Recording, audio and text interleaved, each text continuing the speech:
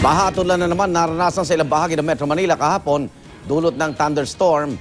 Sa Davao City, pinagpaliban naman ang selebrasyon ng Kadayawan Festival dahil sa biglaang buhos ng ulan. At narito ang report.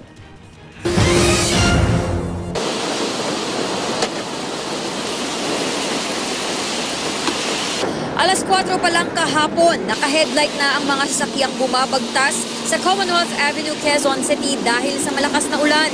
Halos zero visibility din sa ilang bahagi ng Fairview.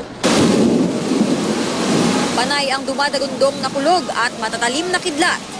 Maya-maya pa, baha na sa mabababang lugar tulad sa bahagi ng Regalado at Tandang Sora. Sa ibang bahagi, aabot tuhod ang baha, kaya pahirapan ng mga sasakyan na makatawid.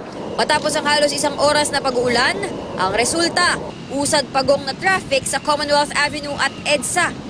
Ayon sa Pag-asa, ang naranasang ulan na may kasamang malakas na hangin ay dulot lang ng thunderstorm. Dahil naman sa landslide, hindi na madaanan ang road tunnel na ito sa Sultan Gumander, Lanao del Sur. Bumara kasi sa entrada ng tunnel ang lupa at naglalakihang puno na nalaglag mula sa itaas ng bundok.